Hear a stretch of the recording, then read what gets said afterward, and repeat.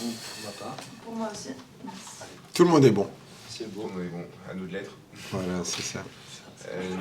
Patrick, ça va beaucoup courir demain. Annecy et Le Mans sont les deux équipes qui font le plus de courses à haute intensité dans le championnat. Est-ce que tu peux expliquer à quoi ça sert de faire ces courses à haute intensité dans un match de foot? Bon, après, c'est comme tout. Aujourd'hui, c'est des courses aussi un peu plus longues aussi, les courses à haute intensité.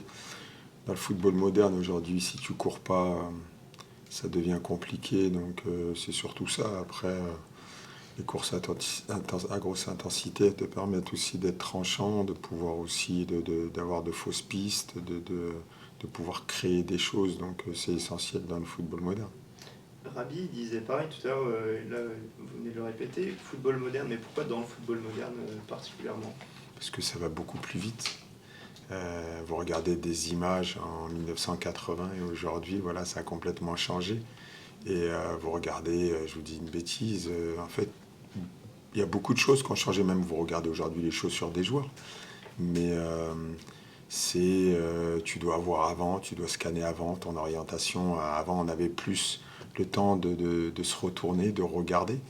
Et aujourd'hui, ça arrive très très vite. Et si tu prends pas l'info avant, tu es en difficulté. Vous sentez déjà une grosse différence par rapport au moment où vous étiez joueur?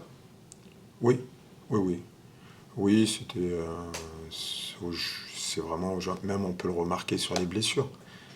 Sur des croisés, il y en a de plus en plus. Et parce que les rotations se font rapidement, parce qu'il y a aussi... c'est un ensemble de choses. Qu'est-ce que ça change dans l'entraînement quotidien? Plus de fractionnés, plus de courses, plus de jeux sans ballon? Oui, même si nous, on essaie tout de faire avec ballon, mais c'est surtout voilà, leur demander de s'entraîner type match, de tout faire à haute intensité, de pouvoir mettre beaucoup de rythme, beaucoup d'intensité, d'avoir très peu de temps de pause. Donc c'est s'entraîner comme on a la volonté de vouloir jouer. C'est mieux d'être rapide ou d'être endurant dans un match où on court beaucoup? Ça, il vous faut de tout. Dans une équipe, pour pouvoir faire une équipe, voilà, il vous faut des garçons qui sont capables d'être rapides, des garçons qui sont capables d'être endurants, des grands, des petits, des dynamiques. Il vous faut de tout. C'est ce qui fait la force d'une équipe.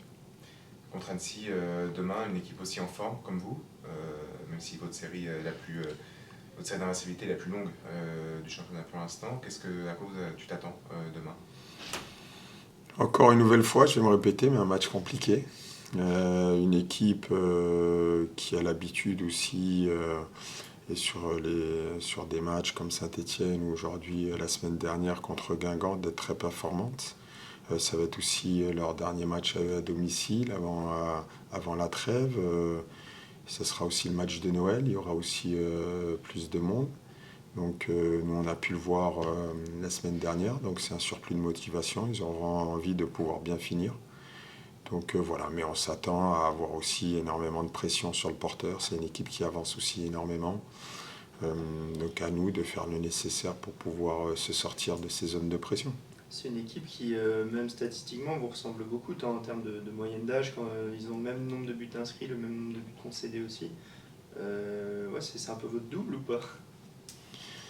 Oui, ouais, c'est parce que c'est une équipe qui est généreuse aussi, c'est une équipe qui aime courir. Il y a peut-être pas de forte individualité, mais c'est un vrai collectif. Je pense, la volonté aussi du coach de vouloir former un groupe. C'est pareil, c'est un club qui n'a pas aussi énormément de moyens, un peu comme nous. Donc, mais ils travaillent très très bien et ils n'ont pas peur aussi d'aller chercher des garçons dans les divisions inférieures et de pouvoir les faire grandir. Vous connaissez un peu Laurent Guyot? J'ai eu la chance d'y aller quand je passais mon diplôme, mon BEPF, et puis on a eu la chance, il nous a fait un exposé, on a pu discuter une après-midi entière avec son staff. Donc on était resté 3 jours là-bas, donc non, j'ai beaucoup apprécié. Comment va ton groupe? Est-ce qu'il y a des blessés à déplorer en plus que ce qu'on avait déjà? Ouais, il y a Lucas qui continue d'avoir des douleurs aux adducteurs. Après, les terrains s'aident pas non plus, donc Kaloda sera forfait pour ce déplacement. Et ensuite, vous avez les mêmes garçons. Après, je pense que Lucas, il a fini la saison et la semaine prochaine aussi, il il sera aussi out la semaine prochaine. Il y a une connaissance de cette blessure, enfin, vous savez ce que c'est, enfin de cette blessure de cette gêne. On va faire des examens supplémentaires encore une nouvelle fois avec un IRM, un scanner. On va un peu plus pousser. Je pense qu'il ira la semaine prochaine à Clairefontaine.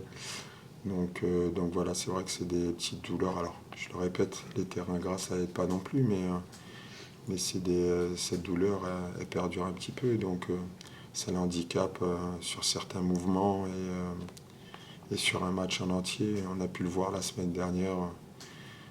Sur la fin, il grimaçait un petit peu. Du temps de jeu pour Leroy en perspective, peut-être Non, Leroy n'est pas dans le groupe. Il y aura d'autres choix, mais Leroy n'est pas dans le groupe. L'avantage d'avoir des pistons qui peuvent jouer à droite et à gauche. Oui, à droite, à gauche. Après, je vous le répète tout le temps, il y a des absents qui sont très importants pour nous, mais voilà, c'est aussi la force de ce collectif. Aujourd'hui, il n'y a personne qui est indispensable. Et les garçons qui seront là demain, ils vont répondre présent sans aucun problème. Juste Leroy, c'est une blessure ou c'est un choix? Non, c'est un choix. Okay. C'est un choix, non. Pas au placard, vous mettez jamais un joueur au placard? Non, je vous l'ai dit avec Taylor. J'ai pas de souci avec ça et je suis en train de vous le prouver. Aujourd'hui, Taylor, il a fait une très très bonne rentrée la semaine dernière. Et vous savez, j'ai rien à vous cacher, je vous l'ai dit ouvertement. Tant qu'il est comme ça, je suis tellement compétiteur qu'aujourd'hui, j'ai aucun problème avec lui. J'ai beau lui répéter, on n'a aucun souci avec ça. Sauf après, c'est toujours le rectangle vert qui parle et quand il fait des entrées comme ça, il mérite d'être dans le groupe et ça serait une injustice de ne pas l'avoir avec moi. Donc voilà, il n'y a aucun problème. Et Leroy, il sait très bien aussi que c'est la même chose. Et Antoine, oui, son entorse, ça ne l'empêchera pas d'être dans le groupe, on est d'accord. Par rapport à la main? Ouais. Non, il n'y a pas de souci. Après, on ne fait pas du hand, donc il jouera avec ses pieds et il n'y a pas de problème par rapport à ça. Il ne pourra pas rentrer si jamais Kosik est exclu.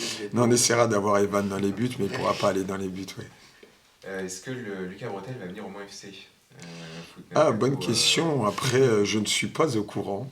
D'accord. Je ne suis pas au courant, mais plus sérieusement, le mercato, je crois qu'il ouvre le 1er janvier. Donc on en reparlera le 1er janvier, mais j'en ai entendu parler. Ouais, j'en ai entendu parler. Après, on en reparlera tranquillement le 1er janvier. Aujourd'hui, le mercato, il ne m'intéresse pas. Ce qui m'intéresse, c'est le match d'Annecy demain. Donc s'il y a des questions sur Annecy, on peut en parler. Après, de tout ce qui se passe de mercato, ça ne m'intéresse pas aujourd'hui.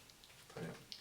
Sans parler du mercato, vu les derniers résultats depuis ces quelques mois justement de votre équipe, en quoi la confiance cumulée elle est importante pour vous? Surtout, je pense que aussi, il faut faire attention, je dis souvent la confiance, il faut faire attention à la surconfiance. Cette série d'invincibilité, elle est aussi importante, mais elle donne une motivation supplémentaire aux adversaires, on sait très bien.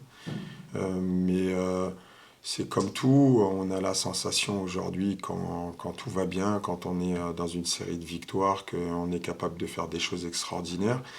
Et à contrario, quand vous êtes dans une série un peu plus négative, vous avez l'impression que tout tourne dans le mauvais sens. Donc c'est ça. Après, je pense qu'il faut profiter de cette série, et je leur dis tout le temps, avec beaucoup d'humilité, mais on a envie qu'elle perdure encore longtemps.